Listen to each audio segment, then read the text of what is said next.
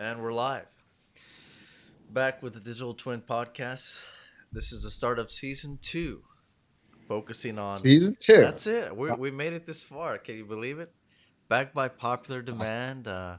We're going live, our first season two session. Be sure to look out for the links that are out there and join if you can. But today we're going to focus a little bit on, you know, how much effort does it really take to engage in certain digital transformation initiatives, right? How much time do we have the right resources? And is it all worth it? Is it worth it, right? I think everybody will start figuring out whether do we have the capacity to do this, and is it worth it for us to do this today, 5 years from now, or it, you know, those types of things. I mean, you've seen this multiple times, Hari. I mean, when customers are trying to grapple with cost benefit analysis, is one piece, just the price of it, but what is it really going to take from our end? Is it a turnkey for somebody to do something? Is this consulting? Consultants come in and do something, or is it Yeah. we have to really get our hands and feet on the ground to do some of this, right? So,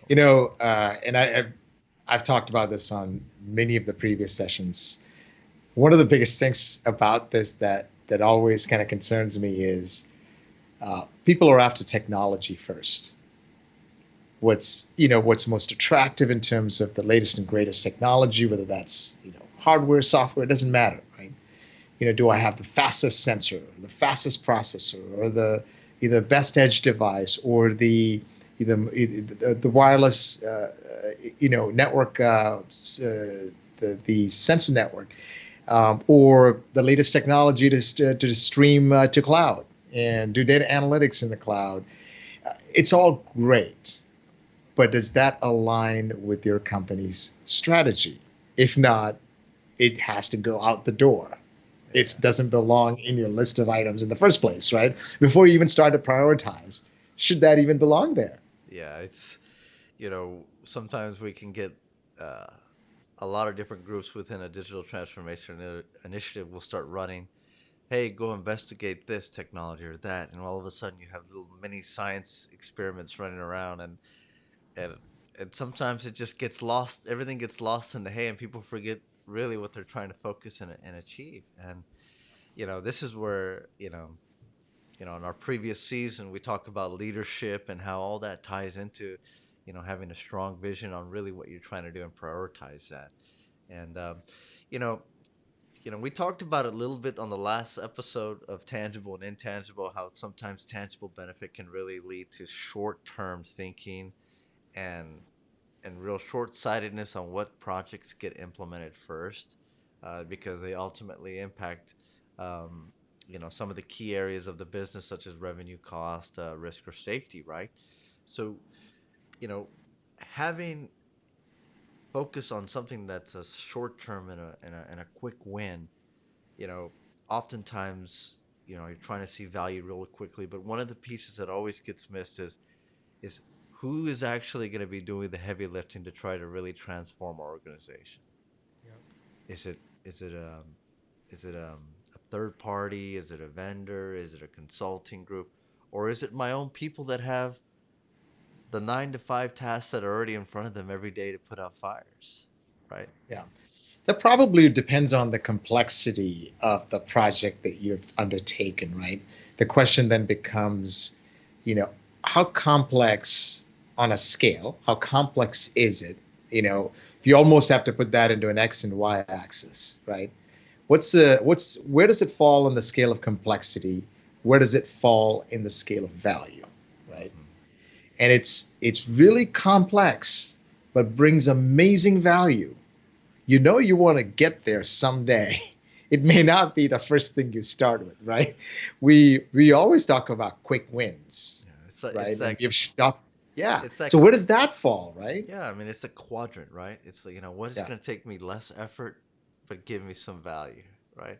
Versus Quick. quick Yeah. and maybe not a lot of value, and you start to prioritize where all these fit. But it's quick. You get it done quick. You get on the path and you show the results, and folks are getting on the train, right? The digital transformation journey, right, that we talk about all the So time. you're saying that you have to make the company believe that you're on the right track. Dude, we So have seen that all the time, right? It's if you don't, then you simply don't have a chance of being successful.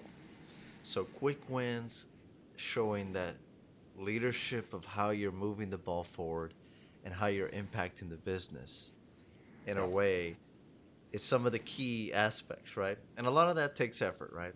And a lot of that is driven by the individual people that are already there on the ground today, right? And Right. they have to be aligned to wanting this change as well, right? I mean, we see, you know, I mean, we don't want to get back into the episode of talking about culture, but you can see how that ties into the overall effort and ability for you to even execute and complete some of these initiatives, right? I mean, that's a To huge that deal. point, it is. To that point, though, some of the projects that involve heavy change management may not be the first projects to take on.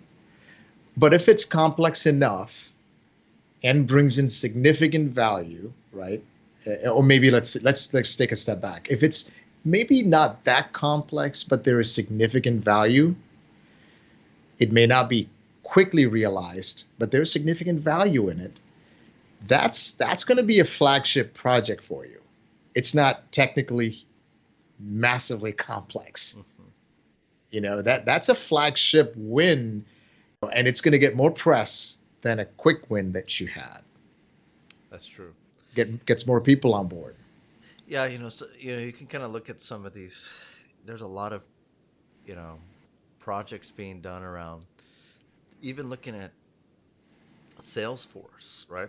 Organizations in sales, right? Like they implement these nice CRM tools, and there's a lot of AI and metrics and KPIs that are around behaviors of how, you know, salesperson or the sales process should run. You know, who sees value in that? And is it actually bringing value? And how are you taking information and metrics and turning that into real value and that added benefit, right? So this is a very fundamental thing about all these digital. I just give you an example there is that you can put more emphasis on, hey, make sure you put data in. Hey, make sure you do double work to do what you're doing and put this in because we need to have visibility on it. But are you really adding value to your overall organization? Or are you just adding more burden, right? And how do you measure some of that? We talk about tangible and intangible. Maybe you see the tangible, but do you really see the intangible benefit that may be developing underneath the surface with an organization, right? I mean, Right. and how much effort are they really going to be putting into that to adopt these things? And maybe you have to institute new change management policies and all that, right? So that's a big lift, right? It So is a big. something that's small can really be big, It could be in the big. Yeah. surface. I mean, you can think about that. I mean, Yeah. so What I also think about when you talked about value is sometimes you know who you mentioned that, right? Value in whose context, big time. That's a big question right there. Nobody right? talks about Who who's this benefiting. right? Who's benefiting? And sometimes we get all excited about improving our internal processes and hey, we gained X amount of time, but we did this and we did that. You know, whether it's tangible or intangible, that may be great, but it's not impacting your customers, your interaction with your customers. Really, is it that much more value? I mean, your customers come first. You exist because of your customers. If you improve their experience, maybe 1%, right? That may be worth more than 25% improvement in your employees' experience. Now, I'm not saying that one's better than the other, but the reality is your customers keep you, profitable, keeps your lights on, and keeps you going. Yeah, so I think we're hitting on a lot of these themes here. I think the digital journey is long, and the transitioning is very fluid, right? Yeah. As you see more digital driven culture start to apply more technology and more metrics visibility, you're subtly shifting culture, but you might be impacting the way you do things. As you mentioned, a customer experience and how you would normally handle that changes because the behavior or the different things that are being instituted internally may be challenging, right? So it's a give and take, and you learn as you grow. But the one thing that's clear is that it's not going to stop. The constant No, transformation is going to be going, and some are going to be more successful and more adopted than others, but and some will just have to. We got to learn to live with it, right? that's So true. so this is the type of world or reality that digital transformation brings to organizations, and it intertwines, as we say, into culture, into behaviors and technology, and And it's a constant iteration of trying to evaluate, reevaluate your priorities based on all these complexities that we talked about, right? Whether it's technical complexity or even, organizational complexity or, um, you know, or even look at the value side of things. Who are the beneficiaries of what you're doing, and is there a 10x value in doing something, right? 10x is very big. I mean, not everything has a 10x value, right? I mean, Right. that's a big deal, though. I mean, when you mention that the value, I mean, when you think about this, just think about this, Hari.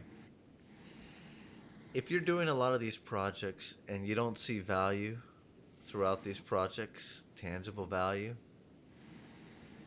I mean, what's the next step? I mean, should you go on to the next initiative, or what's going to happen, right? What is the appetite to continue to transform if there's a couple failures, right? This is a big deal, right?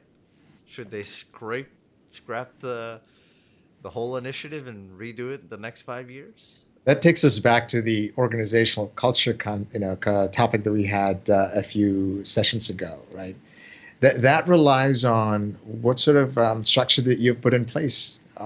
Is the organization okay with failure? And can you quickly get into something else that you want to do, and you know um, try something else? Hmm. Don't continue to focus on what transpired, and if it's not the right fit, try to go hit the next one. Yeah. Can you quickly make that shift? Yeah, and you know, we come back to the value and effort, right? At, we always forget that while you're trying to transform, you're trying to run a business. And that's not always the easiest thing, to keep running the business and try to transform at the same time. Yeah, It's a parallel process. It is, but it it's is. it's double the effort, sometimes It is. triple the effort. And the Yeah. question for a lot of clients is, how much of that do we want to take on versus outsource? And there are some pros and cons to a lot of that. So those are the weighing of the initiatives, and thinking that one initiative is quick win, small value, could quickly turn into, what were we thinking about?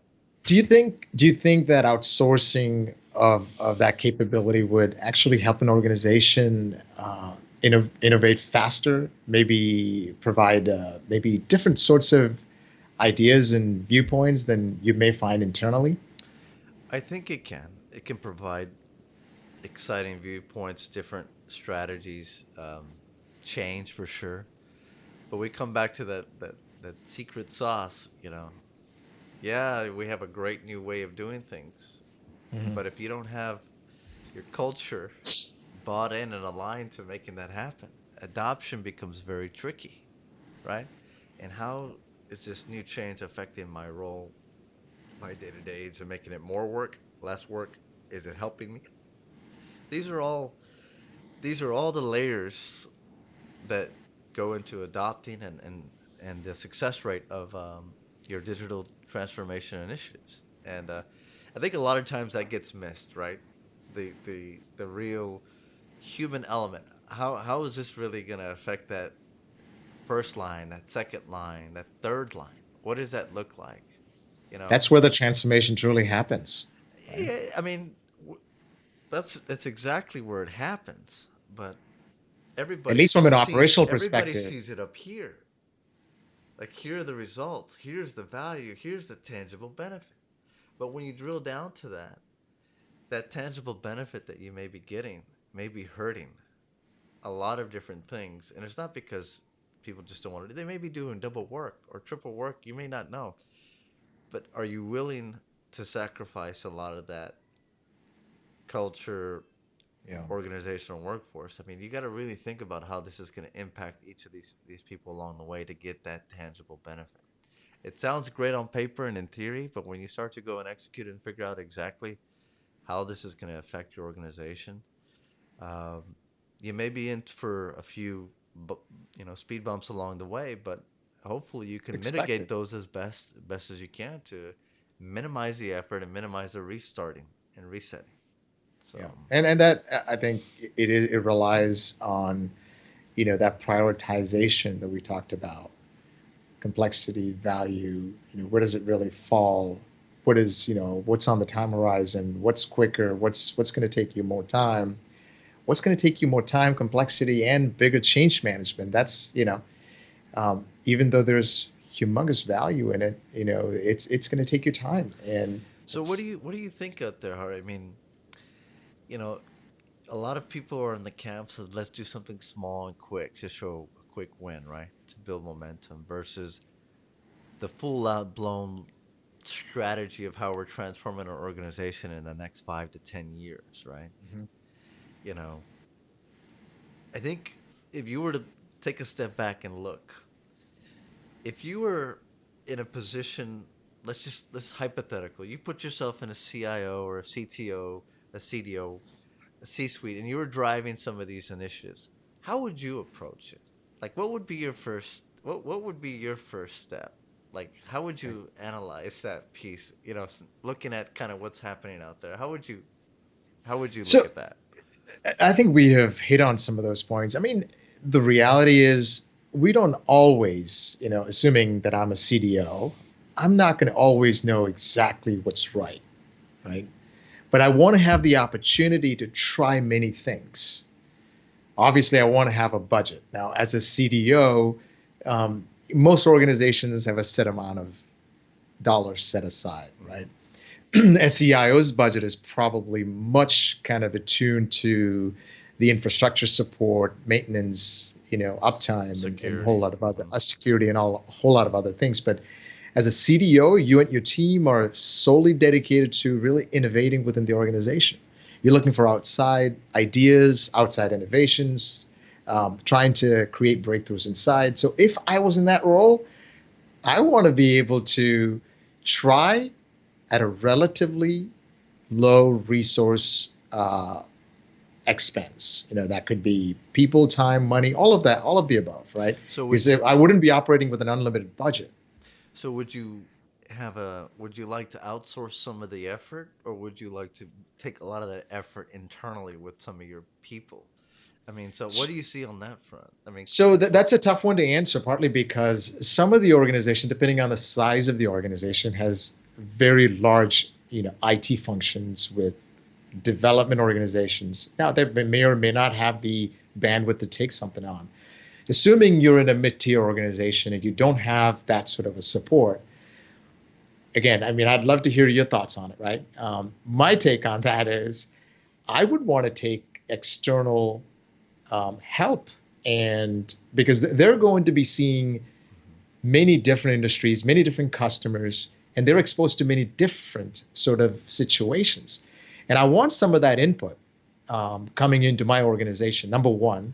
Number two, I want the ability to innovate, try new things, prototype things fairly quickly. And if I fail, I fail.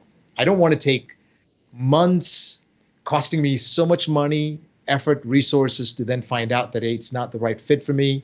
Maybe it's a great solution, or maybe it's a great direction to take, not the right step for my organization or my team, right? Or Yeah, my industry. So you sometimes have to iterate fast, yeah. fail or win. Maybe even when you win, you may discover that it's not worth executing at that point in time. Maybe you need to wait a certain amount of time. but you got to try before you even find out all those details, right? Yeah. That's just my take on it. What do you think? Yeah, I think that's a it's a very similar take, the way, I see it, looking at value and effort, it's really what's important to the business for me, right? If I know critical aspect, as a CDO or a CIO, that there are certain pieces of information that are absolutely valuable and certain pieces of data that if we do have or don't have could really benefit in a significant way, then those would be priorities, right? So looking at the overall infrastructure, the sources of data, where that is available, and how reliable it is would be some of the key focuses, right?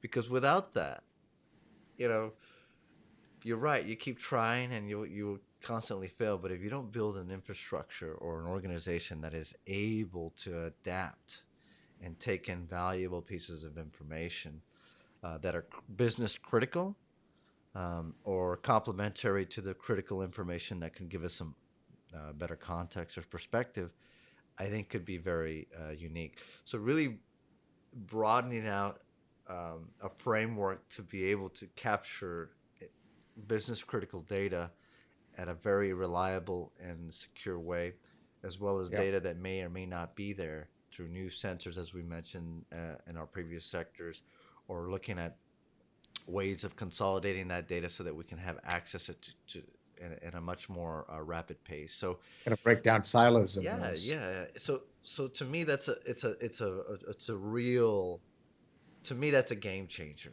Yeah. As an organization, if you can have I think it's foundational. You're it's a absolutely right. very foundational piece, and you know a lot of people get locked into the beautiful AIs and the MLs and all the beautiful analytics out there.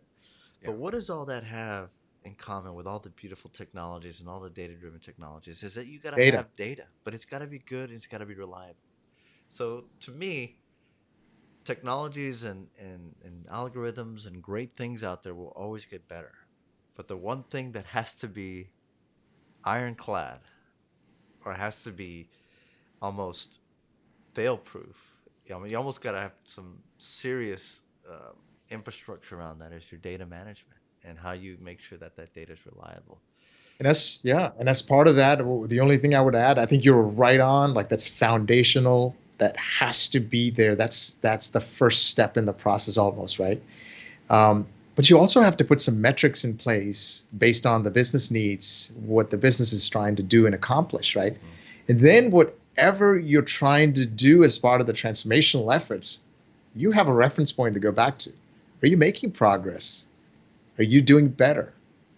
Are you getting better, right? Yeah. So I think that's a very, it's an important point. And I'll just add this one last piece because it comes back to the effort, right? Because, how much effort are we as an organization willing to take? And I know it can be tough, but the way I would look at this is I would have one or two critical experts in my that are internal that would have serious knowledge of what's important, how the data gets moved around. But then bring in a third party that can do a lot of the heavy lifting to actually validate, create the streams, create the sources, create the plugins, get everything that we need. Outsource that, but have a couple of key experts within our organization to drive that vision. Because at the end of the day, we can. I've seen a lot of ways where we use all our internal resources to try to do this versus outsourcing everything, and it lies somewhere in the middle. It There really is does. definitely a It balance. lies somewhere in the middle, the balance. And I think if anyone that's watching this, you should take this away. The big takeaway here is that it's somewhere in the middle, and your organizations and the resources you have and the money you want to spend, and some of the talent and expertise that's out there. So weigh those out, see what's important, lay that out strategically, and hire the best that you can in those areas that you want to focus on first. That would be my way of looking at that. I think looking at that effort and value, it's a balance, as you mentioned, Hari, and it's Yeah. important to take a key look at that. especially if you're trying to move along and be successful to keep having these initiatives move along your journey. So Perfect. Well, I think that's a good way to bring this back to the way we started, and that was effort versus value. yeah, Um, and that for yeah, those, and for yeah, those that want to know more, I think we do have a previous podcast on tangible benefit that you can probably get some more context on what we mean by value.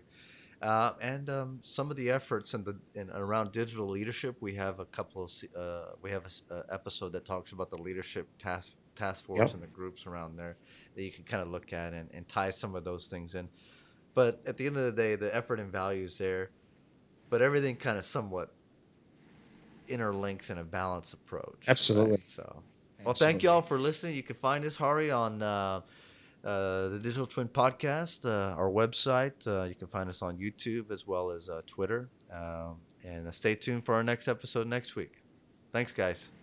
Thank you.